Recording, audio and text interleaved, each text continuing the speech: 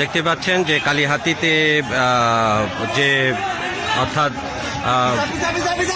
লতিফ সিদ্দিক যে সমর্থনে আটক করা হয়েছিল এবং বঙ্গবীর কাদের সিদ্দিক বীরুত্তম তিনি কালিহাতী থানা থেকে এই আটককৃতদেরকে উদ্ধার করে নিয়ে যাওয়া হচ্ছে এবং বাহিরে কিন্তু আন্দোলন চলছে, বাহিরে আন্দোলন চলছে এবং লতিফ সিদ্দিক সমর্থকরা থানাতে সামনে বসে তারা আন্দোলন করছেন এবং যাদেরকে আটক করা হয়েছিল পুলিশ থেকে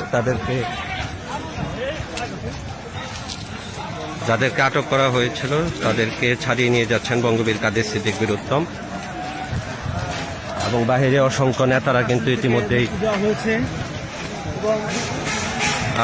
নিয়ে যাওয়া হচ্ছে।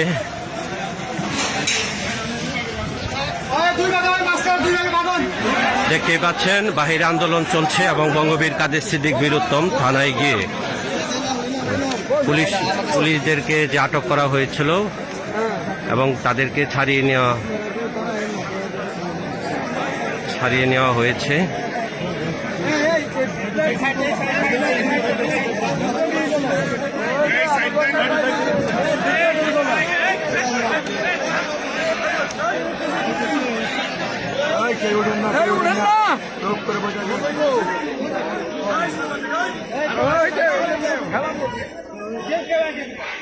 দেখতে পাচ্ছেন নেতাকর্মীরা ইতিমধ্যেই কিন্তু উচ্ছ্বাস প্রকাশ করছে এবং যাদেরকে আটক করা হয়েছিল তাদেরকে ছাড়িয়ে নিয়েছেন বঙ্গবীর কাদের সিদ্দিক বীরুত্তম।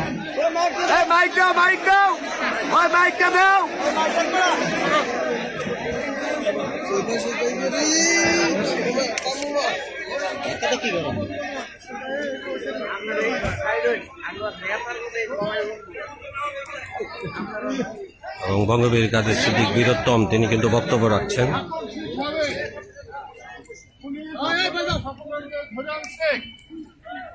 একটা ছোট্ট ঠুনকো অভিযোগে 6 জনকে ধরে এনেছিল। 6 জন কেন, আরো যে কজনকে ধরে এনেছিল তাদের মধ্যে 2 জনের এফআইআর এর নাম দিছে। আমি টাঙ্গাইলে কথা বলেছি, এখন তারা 2 জন টাঙ্গাইল যাবে, ঘন্টাখানির মধ্যে তারা বেল নিয়ে চলে আসবে। আর যে 4 জন তাদেরকে আমি বের করে নিয়ে এসেছি, তারা এখানে এসেছেন।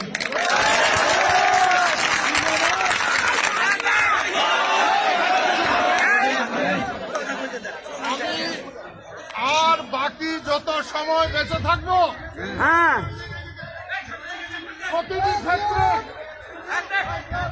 আমি আমার পিতার মতো বড় ভাইকে দেখব, সমর্থন করে যাব। আপনাদের কাছে আমার অনুরোধ, 2-4 মিনিটের মধ্যে সব কটা গাড়ি যদি আপনারা রাস্তা ছেড়ে দিতে পারেন, আমি সবচেয়ে বেশি খুশি হব।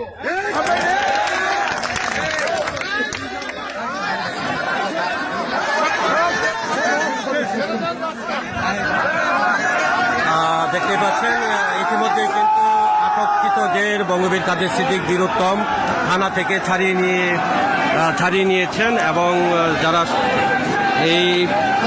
যারা অবরোধ করেছিলেন থানার সামনে অর্থাৎ টাঙ্গাইল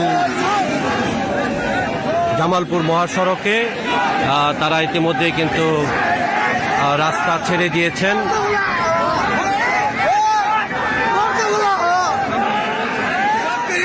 কালিহাতী থানার সামনে নেতাকর্মীরা কিন্তু অবরোধ করেছিলেন।